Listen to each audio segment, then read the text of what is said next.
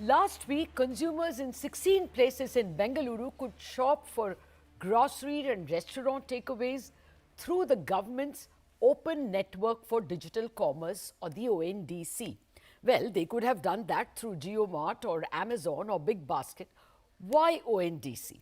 Well, the relation of ONDC to an Amazon is exactly like the relation of, say, UPI to a Paytm or an Amazon Pay. Because UPI is free and easy, you don't need to pay for other services like, say, Paytm to use their network. Likewise, the government has designed the ONDC as an open network where a small kirana shop, say, may network with his buyer in the next building so that neither is at the mercy of big tech platforms. So, when is India going to get to shop, that is all of India, going to get to shop via the ONDC? I have with me the person who's actually implementing it, T Koshy, the CEO of ONDC, Suresh Sethi, Managing Director and CEO of Protean e-Government Technologies, and Sanjeev Kumar, co-founder and CEO of Spice Money. Gentlemen, thank you very much for joining us. Well, first up, Mr. Koshy, if you can give us some numbers. It's a week since you all are live in Bangalore in 16 places. How many transactions have been done? What's the total value? What's the total number of merchants? See, the way what we have done for Bangalore is that we have made it open to any buyer to come and place an order for grocery and food items from the merchants available on the network. We have about 6 buyer platforms and 12 seller platforms and 3 logistics platforms already live, with today about 500 odd merchants that is there.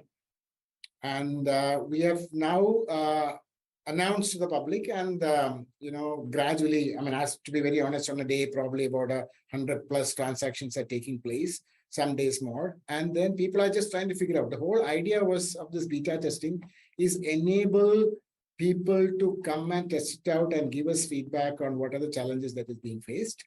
And in the coming week, we have first 1 week we gave all the the buyer platform and seller platforms to get used to this new processes, and coming week we plan to have some larger outreach, and with that we expect the numbers to sort of go on more and more together. Okay, let me get Sanjeev Kumar in. Sanjeev Kumar, your Spice Money is, I guess, involved as a partner in ONDC.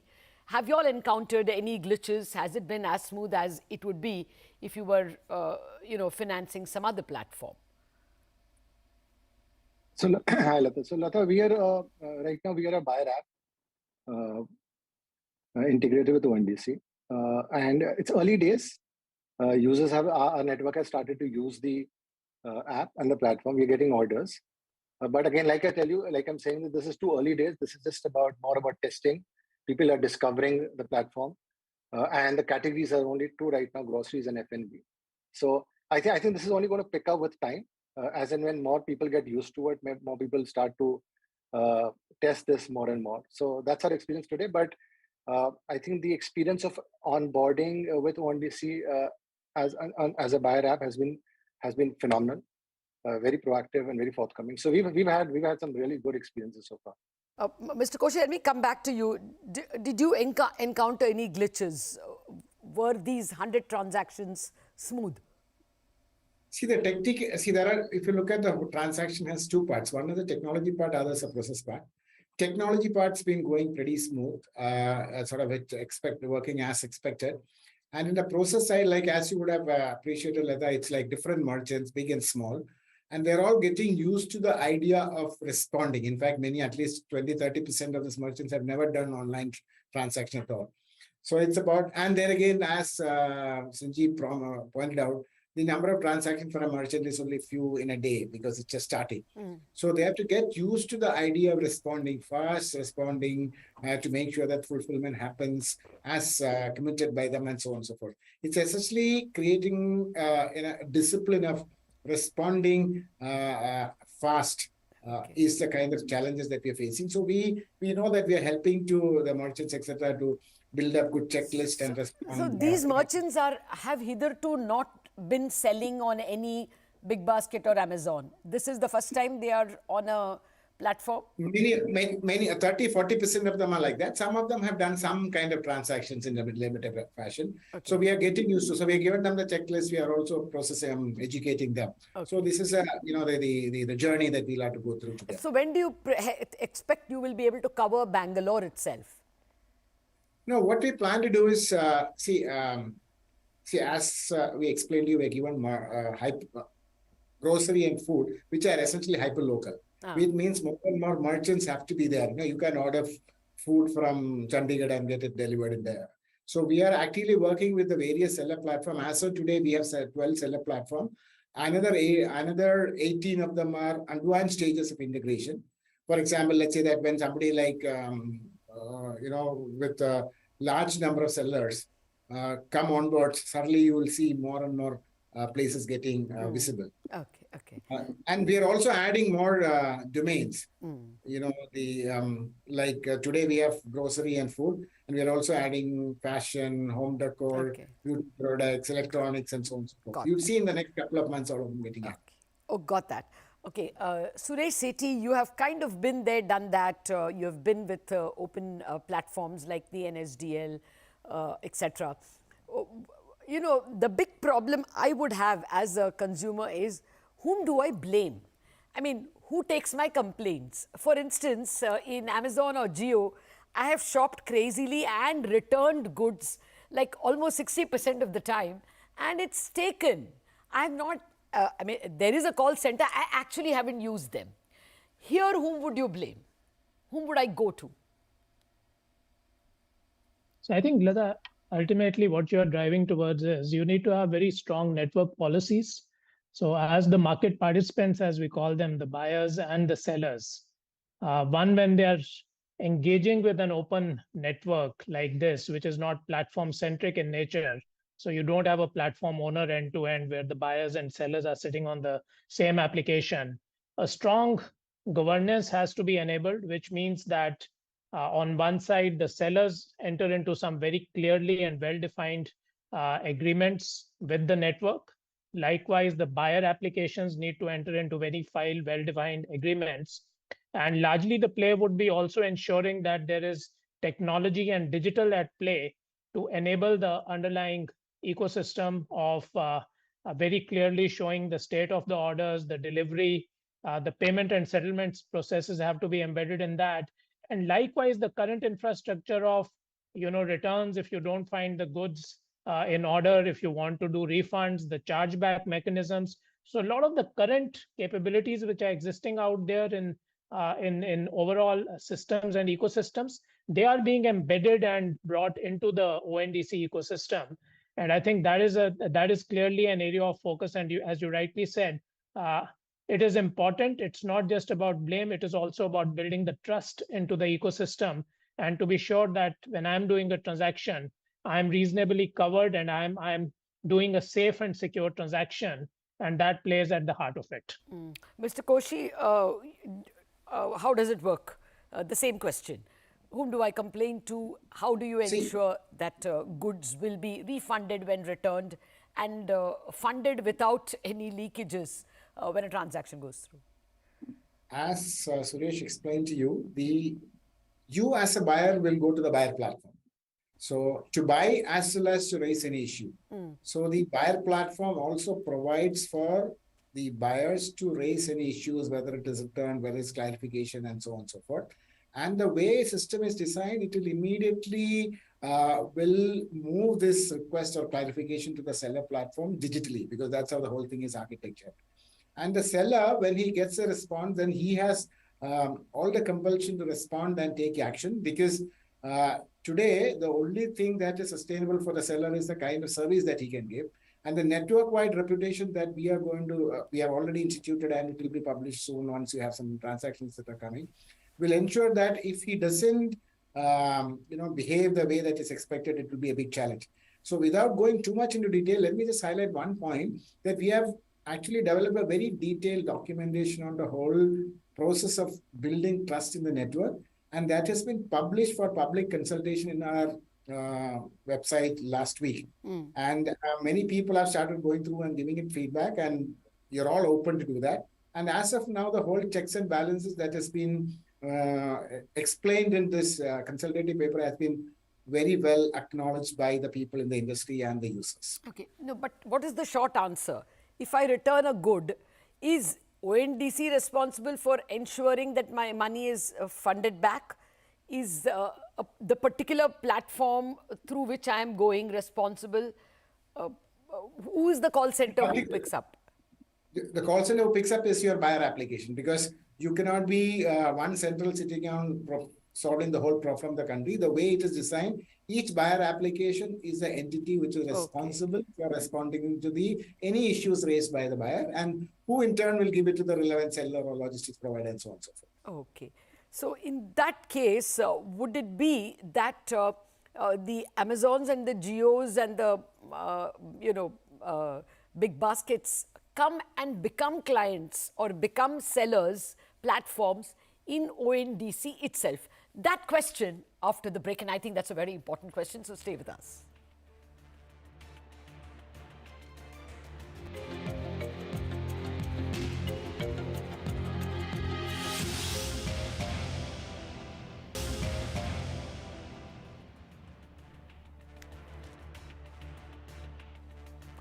The ONDC, the government-owned open network for digital commerce, has almost gone live in Bangalore in about 16 places. They're calling it beta testing. And I've been talking to T Koshy of ONDC itself, Suresh Sethi of Protean, EGOV Technologies, and Sanjeev Kumar of Spice Money, who are all in a way involved with this process. Gentlemen, thank you for your patience. Mr. Koshy, the big question I asked before the break, and I'm posing to you, if each platform is responsible for ensuring that goods are, funded back when a buyer returns it, do you see an Amazon or a Jio or a Flipkart or any of these guys becoming platforms in ONDC? Your question is about the existing e-marketplace. And all of them have publicly acknowledged that they have all the serious intention to be a part of the story. It is not just a good intention, but it's also a compulsion that will come to them because of the way the business will evolve. As of now, the Amazon, you would have seen the public announcement that they will join, but they have not started integrating. Same is with the Flipkart. In the case of Flipkart, their e-card, which is their logistics arm, has already completed integration. And Snapdeal is already the smallest of the big ones have already completed, and in the next week or 10 days, they will also be going live. And same case with Reliance, their logistics platform are the first one who have come in, and they have also expressed their willingness and interest to be a part of this network in the near future. Okay. There are too many questions coming in, so let me get the most important one out.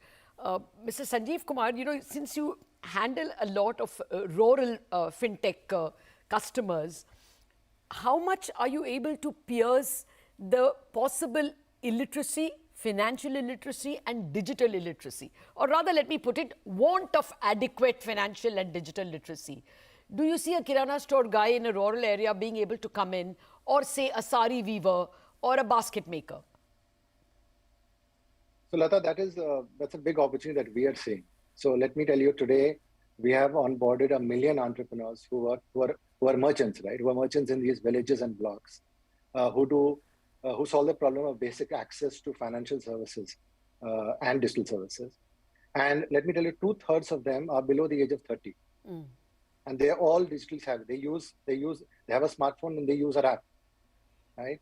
And our own experience tells us that there is so much of this youth entrepreneurship that is driving rural India, right? And these are the people who are going to adopt to this. They've already adopted to what we are doing, solving the problem of access to banking and financial services, and they're going to do the same for commerce. And that is what we are keen to, be part. How do we play a role here in how can we democratize commerce, primarily in rural India, on both the buyer side and the seller side. Have you handheld any of them into ONDC itself, or to any of the other platforms? So Lata, we've not, like we said, this has gone live only in Bangalore in 16 pin code locations today, right?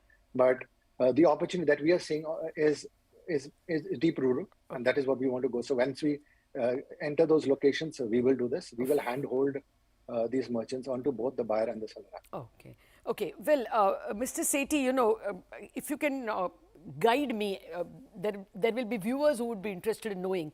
I have a Kirana store next door. I want to help that person to get on to ONDC. Will you, I mean, who are the companies who will help him with an app or with a hand holding?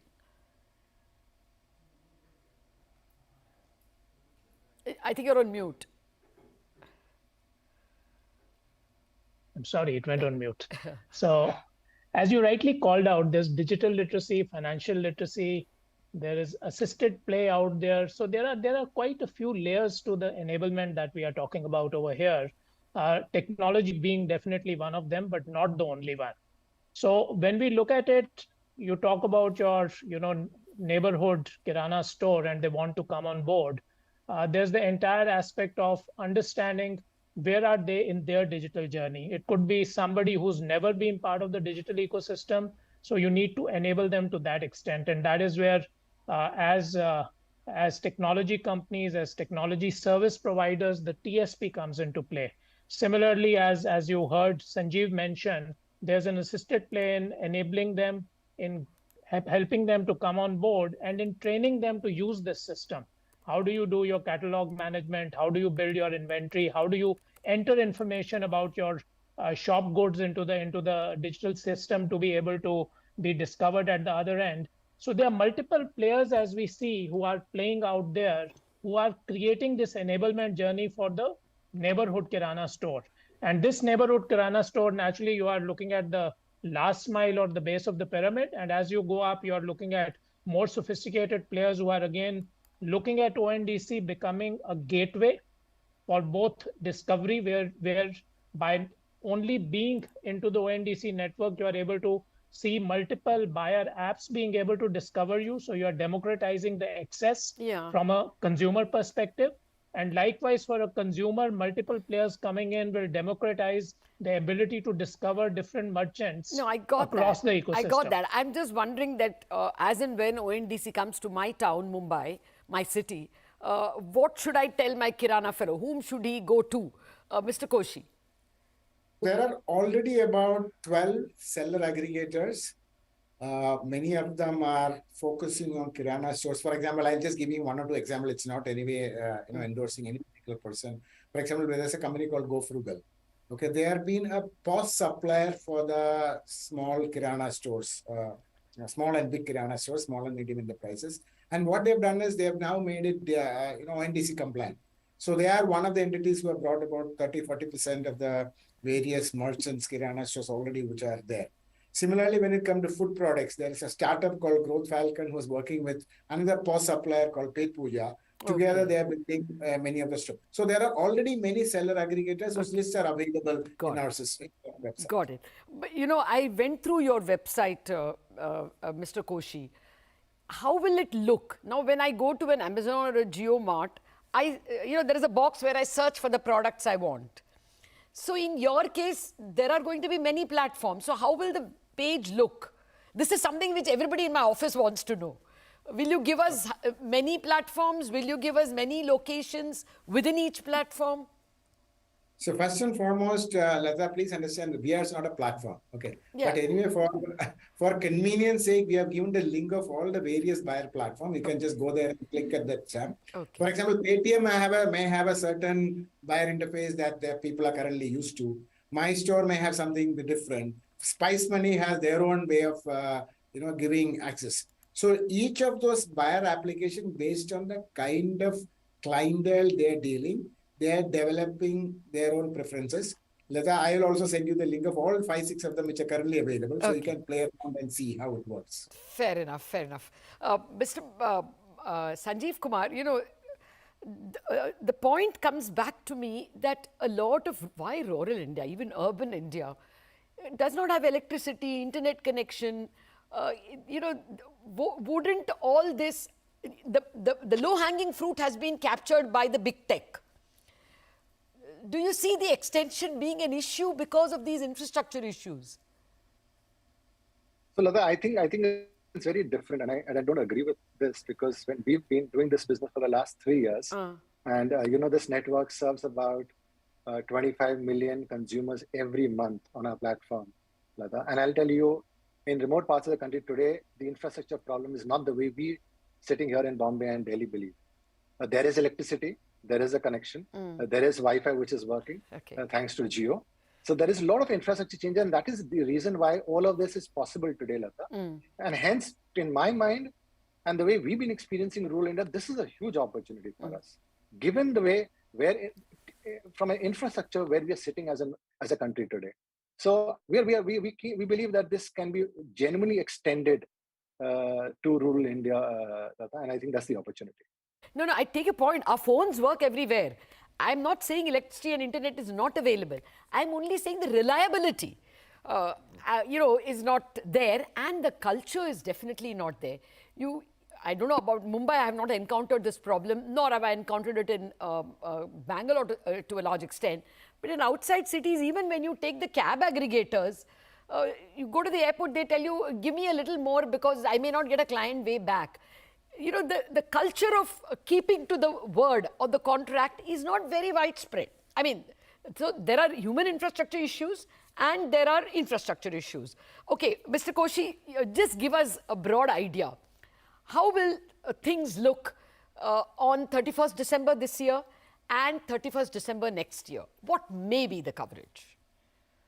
No, by 31st December, what we will see that it will be, we will have at least 4 or 5 new domains getting added, and few hundreds of seller application, few thousands of merchants already coming live, all sort of trying to push their new idea. And the network effect will start building up, and by next year, this year, we believe that you will start, the hockey stick impact shaping up, and a significant large number of transactions and merchants and consumers coming on board is something that we're expecting. Especially if you look at just adding, one more justification on why this confidence is coming. Most of the large banks, fintechs, and telcos have now seen this an opportunity to be participating in digital commerce because they don't have to worry about getting all the sellers. So all of them are coming into as buyer platform. And now when they come as buyer platform, they are not going to be just making it just for just fun sake. So they are going to take a very active outreach to ensure that their consumer base is benefiting from this broad network. So we expect this kind of push happening on the buyer side. And on the seller side, we are also been working with NABARD, with SIDBI, and with MSME and various state governments to actually educate and enable the small and medium enterprises to take advantage of the digital, the marketplace. So we believe that like we have seen in the case of UPI or the way we saw in Aadhaar, in 1 or 2 years' time, you would see the kind of adoption that is exploding through the roof. If you remember, Lata, you had the same question when we started UPI 4 or 5 years ago. And we believe that you would see something that is happening at a more accelerated pace because the kind of entities who are going to be actively participating, whether to help the sellers or to buyers, are going to be more broad-based and more committed, and they see more possibilities. I take your point entirely. I remember in 2013 when we were extolling the virtues of payment banks, somebody told us, what makes you think that they will succeed? There is something called UPI coming, and we never in our wildest dreams thought that payment over UPI or with assisted apps like a Google Pay is going to be so easy. So that is why the expectations from ONDC are very high, and from what you are telling us, it looks like you all are about to deliver. We have many more questions, and we will have many more such sessions. Mr. Koshy, Suresh, Sethi, and Sanjeev Kumar, thank you very much for whetting our appetite to know more about ONDC and to buy from ONDC sometime soon.